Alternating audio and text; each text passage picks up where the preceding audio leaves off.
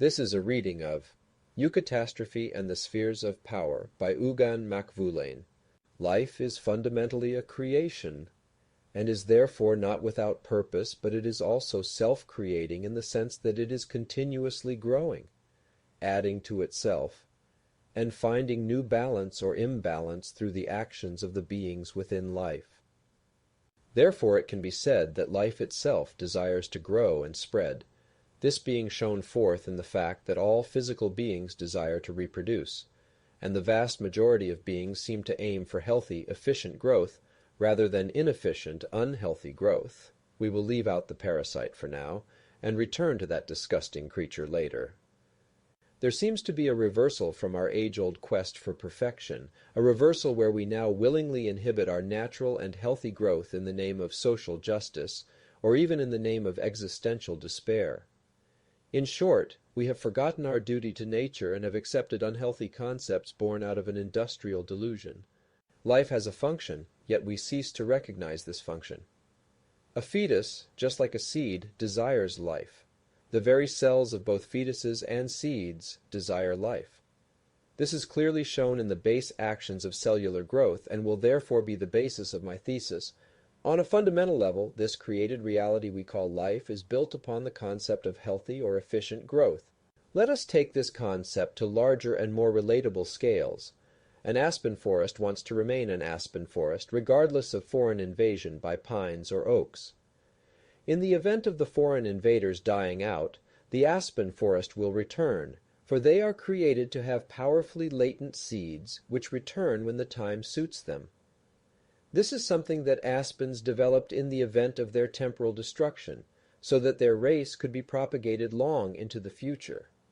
This is a natural part of life, something that all beings desire, be they good or bad.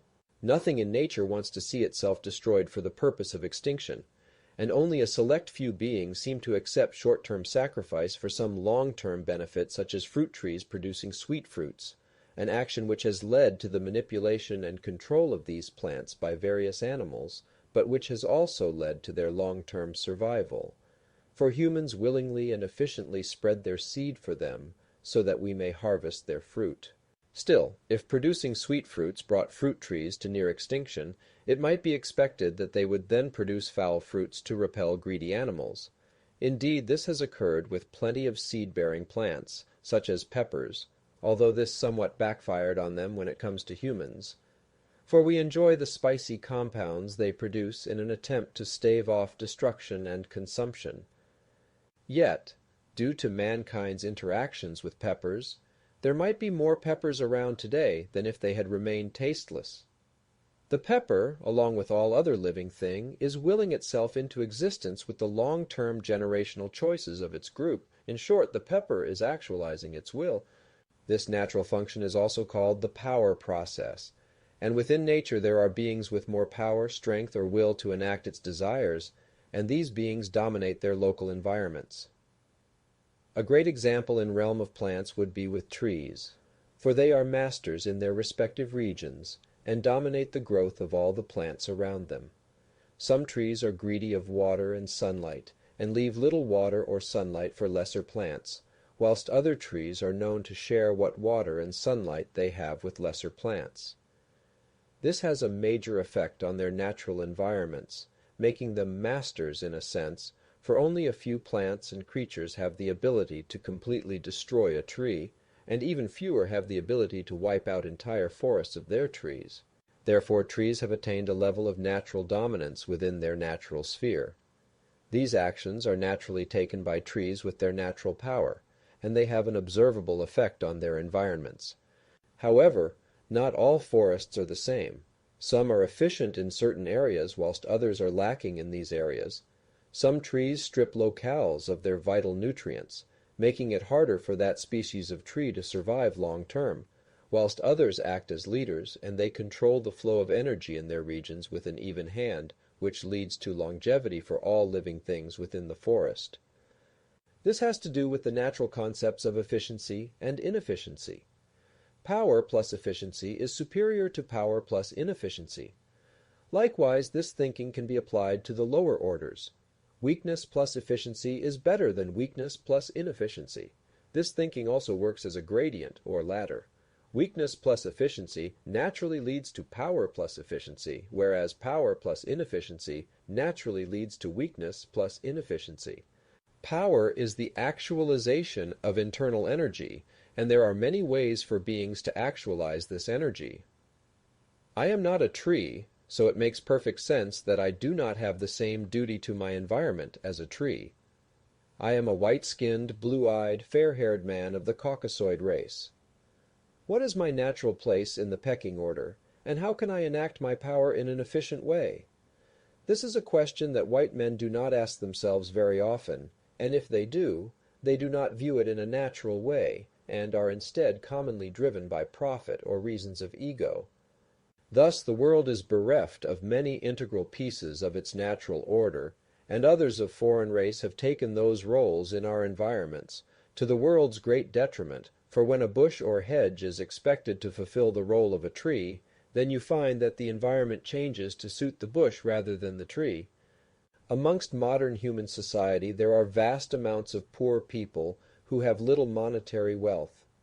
These people are weak in the sense that they can do little with the power they may attain, due to restraints naturally placed on them by more powerful humans. However, they still have a duty to act efficiently with their power, so that they may attain a stronger, more stable position for their family and their race. It is this duty to the family unit and the larger race that will in fact make them more powerful and more efficient, for it has always been true, and will always remain true, that multiple white hands and minds working together in unison are better than the current fragmented nature of the white man today. When the forest is in harmony, there is more health and power for the tree, but when it is scattered and broken into groves for the chopping block, then it becomes a wasteful disgrace. White men can restore their heritage and honor in a few ways. Understanding the natural process of power is one such way, for this is a vital function of reality which has long been ignored by the masses. We must restore the lessons of our forefathers and relearn the simple wisdoms which they once knew. These forefathers of whom I speak are all buried beneath the earth or lost to the depths of the sea. Their bodies are now dust, sand, and debris. However, their spirits live on through us, for we inherit the very physical stuff of their bodies, their genetics, their DNA.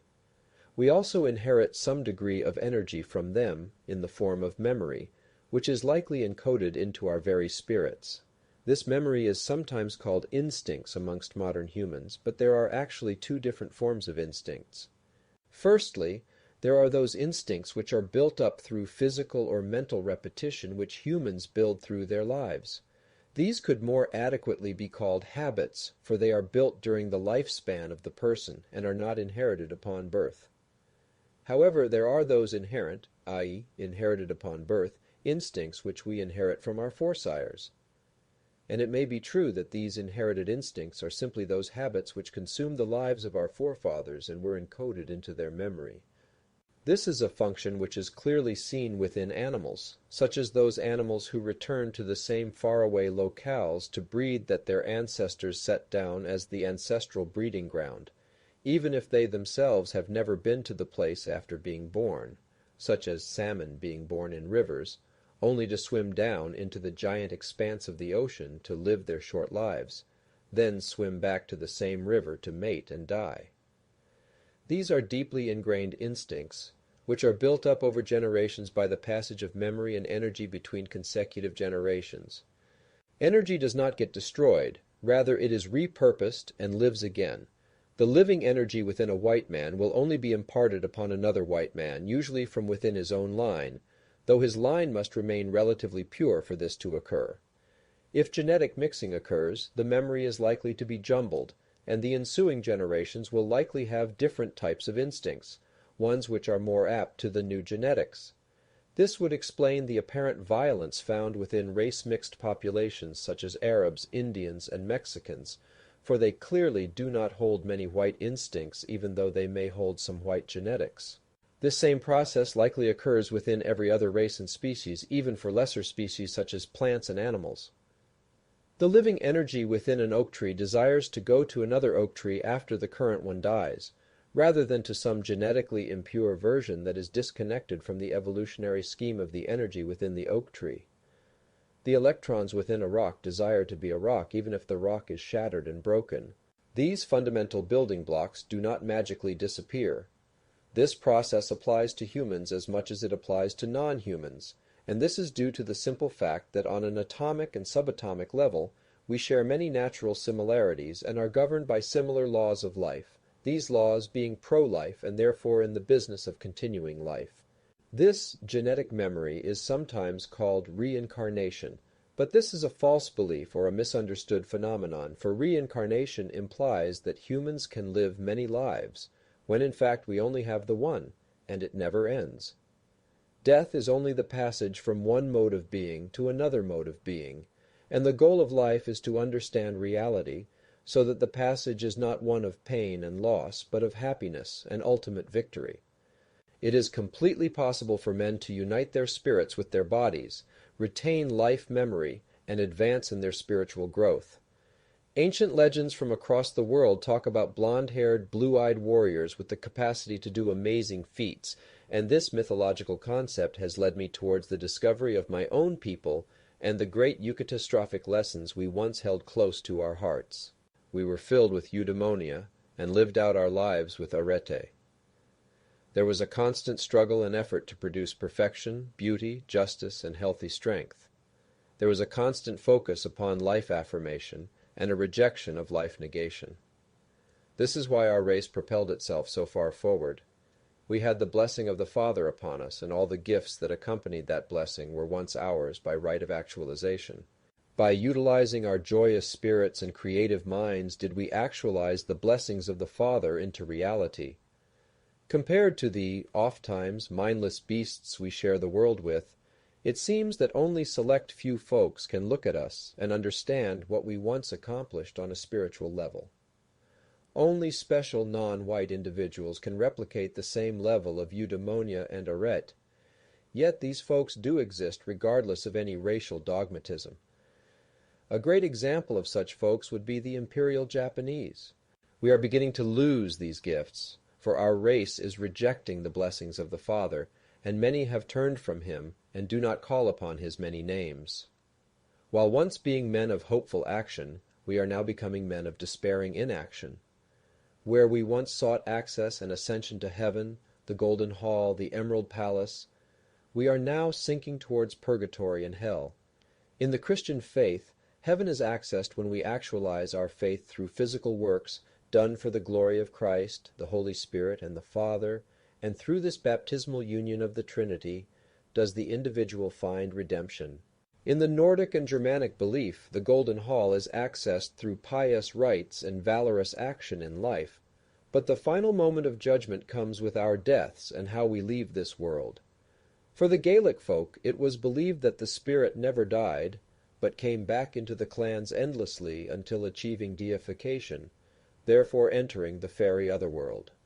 The truth is likely a combination of all of these things, but to achieve the ultimate goal of heaven and eudaimonia, we would need to understand the function of catastrophe and eucatastrophe.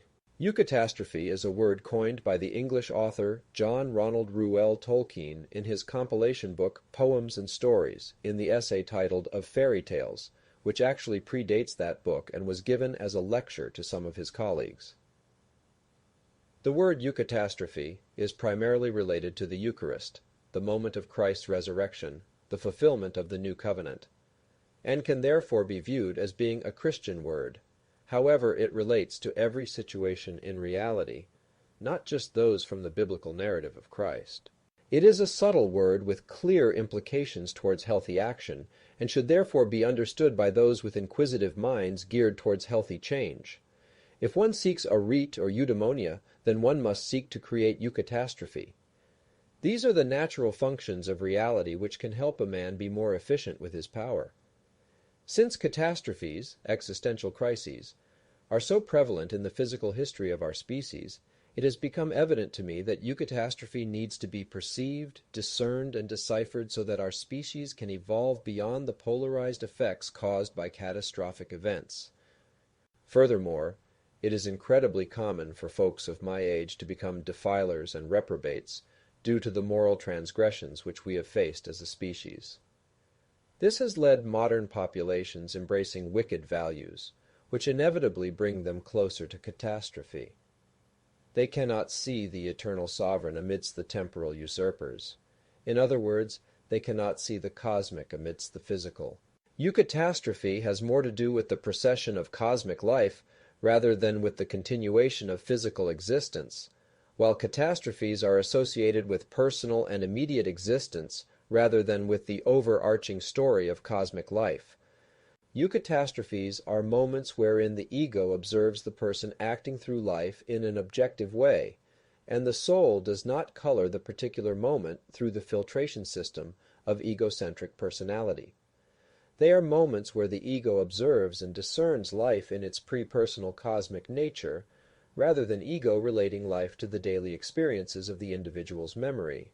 When this is done properly, it allows for one to displace the ego with the perspective of anything, be it a lowly rock or even the Creator himself, for this is the natural function which is used by everything within nature to create good destruction, which is eucatastrophe. Life becomes more potent and healthy through eucatastrophe, while existence is unhealthily reinforced through catastrophe. Eucatastrophe is felt and actualized rather than constructed or formulated with words. A man can feel and actualize eucatastrophe when he is living in union and harmony with the spirit that resides within all of life. It transcends mere existence to breach the walls of false reality and show a brighter, more perfect reality expanding beyond all thought. It is the very energy that binds reality together, for the spirit is ultimately eucatastrophic in nature. Some readers would claim that this energy called spirit does not really exist. Foolish! We can perceive this energy because we think with this energy, we consume this energy, and we are made of this energy. It is the spirit that resides within all life, and although mankind oftentimes becomes confused about this energy, it can be logically defined. However, since I am a layman, I am forced to rely on more skilled experts in this field. If there is such a thing as a primordial substance which powers all of life, then logically this substance should be identifiable within each being within life, for this substance would have to be the fundamental building block used by everything, be it a stone or a tree or a human. This concept will be more clearly explained later, for it is rather obscure and esoteric in nature. Simply put, the spirit should interact with life on a fundamental level, and should be observable to some degree due to that interaction on a fundamental level. If one can believe in electrons, which exist within all things, then one can believe in the spirit, for they are often intertwined on this physical plane. Eucatastrophe's primary function is for pre-personal thought energy to descend into the minds of men for the purpose of evolutionary growth. This requires an objective perspective based on what can be tested and verified. On the other hand, catastrophes are moments where the ego denies objective reality for a subjective interpretation of events, and this causes for the mind to experience suffering, doubt, guilt, fear, and obsession. Catastrophes are moments of involution, where the ego negates the life of the mind, whereas eucatastrophes are moments of evolution, where the ego affirms the life of the mind. This is to be known as life affirmation and life negation. To further explain life affirmation and life negation, actions and objects will be discussed. Objects are generally neutral. Actions are either life-affirming or life-negating, for actions can either affirm life through the adherence to objective reality, or they can negate life and reinforce subjective illusions. A physical thing can be broken and remade, and whilst actions can only be undone in effect, they will still be encoded into memory, regardless of any reversal of said action. Actions are therefore more potent and carry with them the true operating function of power, this function in humans being the physical actualization of thought energy. Even objects require thought to be created, such as swords or rifles, and this extends to all of creation and even to the Creator. The thought energy and intent powering the action determines whether or not the action will have a life-affirming or life-negating effect. Life-affirming actions tend to break the crystallized thought patterns built up in the psyche by the involuted ego. It purifies one's own mind from the dogmatic lines of thought so casually taken by the ego.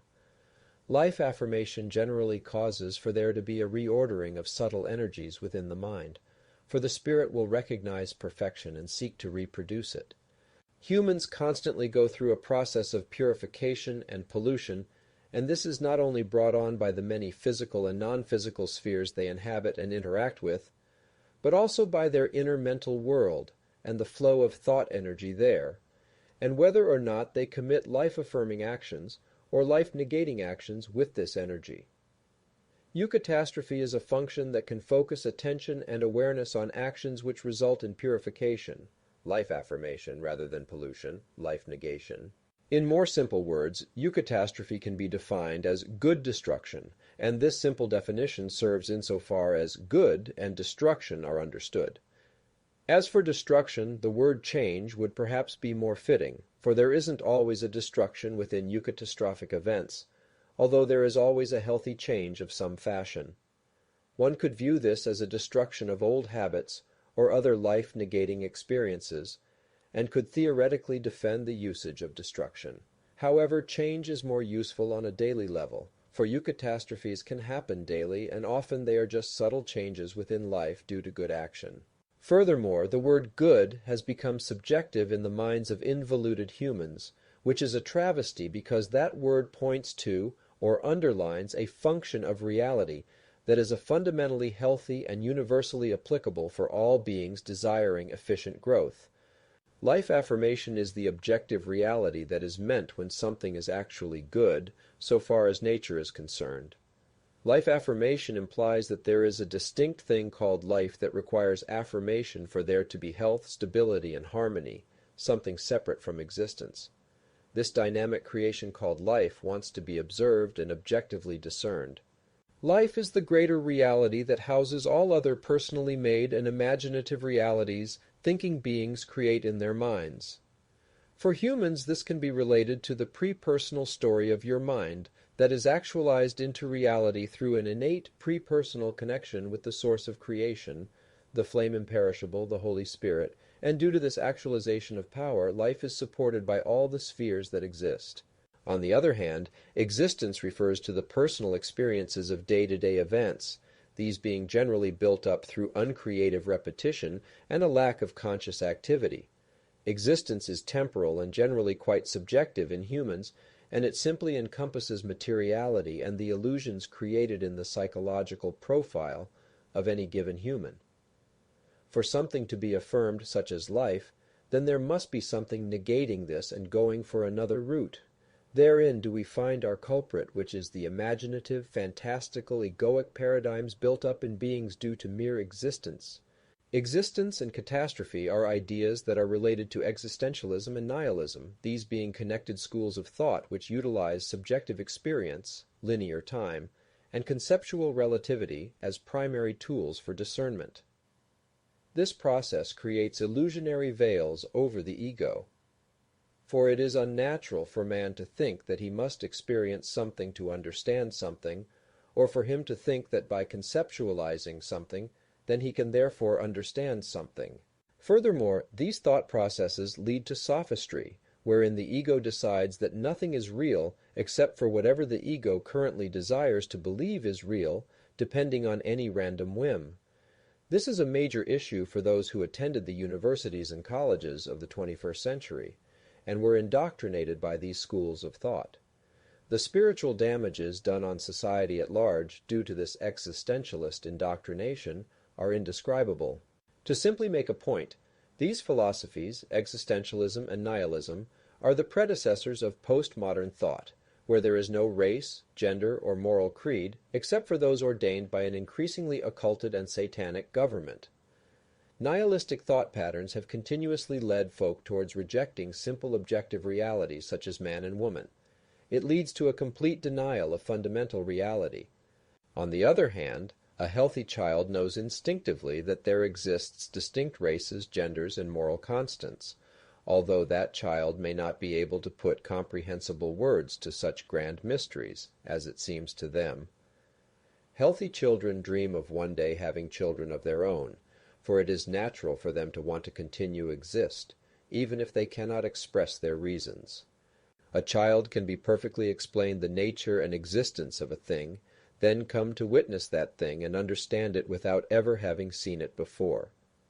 To further illustrate my point, every human understands how to breathe, but no human was ever taught how to breathe. It is obviously eucatastrophic to breathe, so when the newborn takes that first breath outside of the womb and cries out in surprise and pain, the spirit comes alive and continues the process automatically, generally with little conscious action needed after that first desperate gasp of air. This concept is so natural to explain, yet most do not understand the implications. Understanding that there is such a thing as your life, your pre-personal, individual, evolutionary story that is interconnected with the rest of reality, should be as easy as taking a breath, or as easy as affirming one's eyes when they witness another race or gender than their own. Animals understand this and almost mindlessly take part in the harmony without much struggle. Involuted humans often find themselves in wonder of such animals, or they are shamed and may scorn such lowly beasts and mistreat them out of envy. Whereas existence primarily affects the psyche, the ego, and the personality, life, on the other hand, affects all aspects of the being. To affirm one's life is to affirm one's place and trajectory in reality. It is to affirm the evolutionary story of your subtle energies. To affirm life is to affirm that which is real. Life negation feeds into the illusions of egoic existence, but life affirmation inherently breaks these illusions down and frees the individual in some way. Here we see how life affirmation is the good destruction of eucatastrophe. Life is the ever-growing and perfecting story that arises from existence, and it encompasses all aspects of the self on a journey towards an eventual unity with the Creator. Existence is not life negating in and of itself. However, the focus of humans on existence is life negating. This process of life arising out of existence is entirely natural, for it creates situations where beings are able to create independence within the interdependent system they dwell within. Existence is the interdependence of physicality, which is temporal, but life is the independence of all of reality, which is eternal, and we must find a way to be independent within this interdependent system. Existence is fundamentally a life scheme made by the Creator so that mankind, and perhaps other life forms, can discover life affirmation and inner wisdom.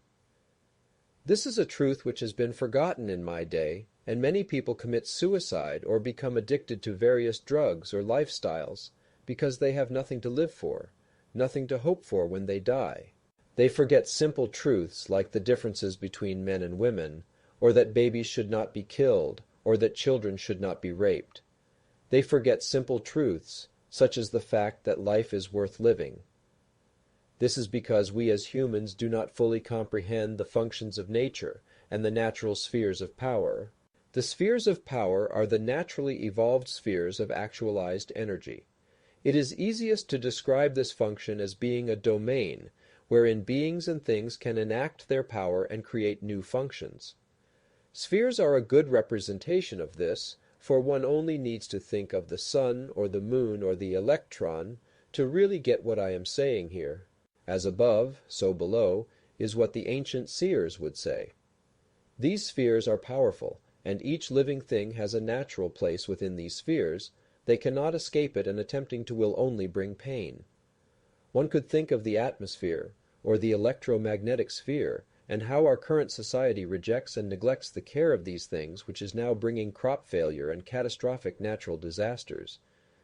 Think of the spheres of power as though they were a delta where many rivers meet together, but each different river is each different thing in life, be it flora, fauna, stones, or even planets and stars, and they are all meeting and intertwining and changing each other's courses, and yet they are making deep ruts and trenches and riverbeds due to their continuous repetitive actions.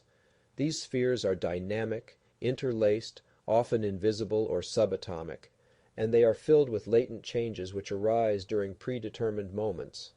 The great intellectual work behind sacred geometry and chaos math, positivism, has begun to scratch the surface of these spheres, but due to the lack of data concerning the various spheres which our instruments will never be able to observe, this math has reached various dead ends. The spheres limit the human mind so long as the ego cannot accept its place within the spheres and establish a constant rapport and eventual fusion with the spirit. This fusion of mind, body, and spirit is the flow state often spoken of by athletes, a state that is achieved when one is living in harmony within their natural sphere. Most humans have not experienced this fabled flow state, all due to the limitations put on their ego after the rejection of objective truths. This self-imposed limitation caused by the ego has created a situation where mankind might lose the mantle of authority over the fate of the species and the planet. This is all due to the reality of our place within the cosmos, within the spheres of power. White folks are called to be leaders, stewards, observers, and initiators or actualizers within the manifested spheres, but we are currently and historically failing at this titanic task. We are failing due to our inadvertent moral ignorance, which was not present in our race at the onset of our existence, but which formed over time due to the travesties we have faced. To put this into simple terms, white folk commonly view ourselves as being specks of dust in an otherwise overlarge cosmic dance, specks with no power, apes who only have strength in numbers rather than a pre-personal power of divine independence. We are in fact cosmic beings who have the ability to be united with our creative intelligence, the spirit. And some humans have already traversed the required paths to reach this unity, whilst others are still lost in material or spiritual existentialism. Even though Eucatastrophe can enable a man from ever having to experience a catastrophic event again and experience defeat, catastrophes are still able to rapture his soul on some long, spiraling involutionary path and become his very temporal existence. In short, a man can create or experience one Eucatastrophe only to later fall prey to the situations that man can become lost in are endless. This contextual framing of Eucatastrophe or catastrophe can be applied to many situations so that the nuances of each situation can be better discerned. Here are some brief examples. If a man is allergic to red meat, he should not eat red meat. It would be life-negating for him to do such a thing. However, if the average human decided to become a vegetarian, they would be committing life negation, for the common human's gut biome requires some degree of pollutant-free meat from time to allow for clear mental processing and healthy food digestion, as well as requiring specific proteins for advanced cellular construction within the brain. The human body is akin to a machine, and the fuel we use can change our mental processing power, similar to how the wrong oil can damage a car, or using diesel might damage a regular engine that requires regular gas. The overall life of the machine would be lessened and damaged through such an unhealthy action, even though the direct existence of the machine might not be affected for some time. The intention powering the action must be discerned accurately, for egoic personalities ruled by life-negating forces often commit unseemly acts in the name of some obscure and subjective good, whilst life-affirming forces acting through aware egos never commit such actions for any supposed reason. For example, Jewish occultists often claim that rape is healthy, and it strengthens both the man and woman simply from the physical assault on the holy forms of man and woman.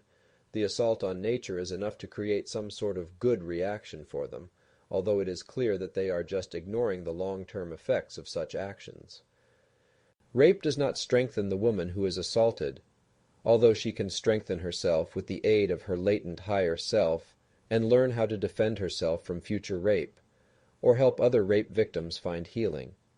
She does that with her spirit in spite of the rape. The benefit could never come from the rape itself. This Judaic and convoluted form of thinking concerning rape can be taken back to eating foodstuffs. Eating healthily and living in harmony with the body is not born from eating poisons every day, and yet some would have you believe that the spirit creates disharmony to bring out harmony, such as in the case of rape. If they were correct, then you could eat bad foods all day long and remain healthy and strong. However, this does not occur in real life when people eat unhealthy foodstuffs. Think of parasites. They do nothing for their environment, and only cause chaos for some short-term subjective good that only concerns themselves. The spirit rejects such actions and actively works against them, One is catastrophic, whilst the other is eucatastrophic. One is involutionary and the other is evolutionary. Rather than creating disharmony, the spirit is able to turn disharmony into harmony. It is fundamentally unable to create disharmony at all, lest it risk egoic involution, because the spirit is on an ever-advancing path upwards to the divine, and this is its fundamental function in physical reality. The question then arises, where comes disharmony, evil, impurity, etc.? The Father has given free will to the lesser beings of reality, to varying degrees based on their power and their spheres. For humans, the ego can choose involution and force the soul and the body down a bad path and risk negative effects. A man who kills another man in the defense of his home and kin may do so without risking life negation in either his own life or in the life of the man whom he had just shot. However, if he falls into a thought pattern of hate and wrath, he may end up acting too violently and damage both his own psyche and his victim's psyche, and any who may witness the event. This is similar to the thought process involved in discerning life affirmation in exercise. A man can work out and tear his muscles so that they may rebuild themselves stronger, but if he were to work out too strenuously and vigorously and damage his joints and nerves, then he would commit life negation, even if he saw a short-term gain. Humans can even eat too much healthy food and become disgustingly fat. This is the free will of mankind. Many humans are endowed with such an ability to contact and receive aid from their spirit. This is known as a spiritual rapport or spiritual communication, and this can even be related to that ancient understanding of the function of wisdom, that intuitive function wherein the spirit is actualized in a healthy and wise manner. Therefore, committing life negation during those blurry moments where the division between right and wrong becomes almost non-existent, it becomes a thing of the past. For having constant communication with the spirit is like experiencing a silent wellspring of fundamental energies. It brings a certain clarity of mind, allowing one to make proper decisions in those stressful moments. They can achieve a flow state. The spirit purifies the thought process towards an eventual permanent fusion, and mankind must realize that other forces pollute thought and reinforce dogmas, dangerous inactivity, or even accelerate one towards an ignorant death, so that fusion may never occur, and they may continue to parasitically drain our race. The reader may not accept this, but humans are under daily attack from foes who they cannot see. These foes are esoteric, meaning hidden and mystified, and they are worshipped by a powerful occult, hidden religion, that seeks to undermine the entire planet. Humans are in a great story that many psychotically ignore, as if they have Stockholm Syndrome and would rather lick the boots of those who would try to enslave them. Luckily, there are humans who have spiritual authority, and more humans will recognize that same authority within themselves, and our race will one day be free of foreign non-human entities who desire nothing but human catastrophe. These non-human beings manifest catastrophes. These beings claim to be gods, ancestors, demons, angels, or they take fanciful names, Moloch Baal, or we fearfully call them the great adversary, or the Satan, and men do not name them openly lest they fall under the influence of the evil eye. These beings destroyed our ancient nations, subverted our ancient religions, and are now manipulating each species race to mix until they no longer exist as individual races and species, but are instead a giant brown blob. As for now, their gods are an unknowable demon, traceable only through mythologized legends, archaeological finds such as minute statues depicting these beings, and the social degradation found in corrupted societies. One of the greatest catastrophes was mankind succumbing to the cults who worship these beings, for now there are few white men who can counteract their goals. The cults themselves are incredibly Judaic and non-white, but their most efficient action was corrupting our women and children towards joining their side. Humans do not realize that our very minds are the battlegrounds these life-negating beings have deployed their forces on, and our thoughts are the weapons they utilize. Thus the age-old adage that says, "The battle line of good and evil runs through every man's heart," is shown forth to be completely true. We inadvertently identify with polluted thought energy on a daily basis, a pollution that originates with these life-negating beings, and so, we accept their lies and their false identities and experience existential crises as a result. Our egos and even our souls can often become like bloated cancer cells, and in such a corrupted state they can easily damage the growth of soul and unity of spirit that is naturally meant to occur within all of life. This cancer is sometimes akin to a parasitism for life-negating attitudes, and lifestyles drain folk of their natural energies. This analogy can be taken farther when one looks at the parasitism of Jews. This Jewish question is clear to those who look.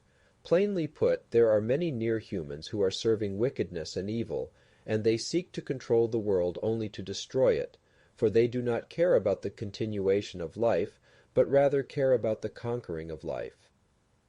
They do not care for balance and harmony, but to disrupt the balance and harmony for their own benefit.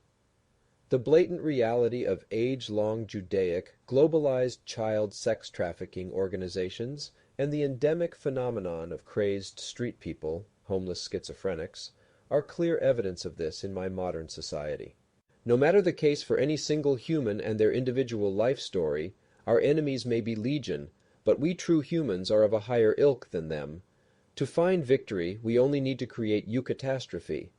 Eucatastrophe is the function of reality that will free each human, but it is a function that can only reach an individual. Individuals are the only ones who can turn a catastrophe into a eucatastrophe.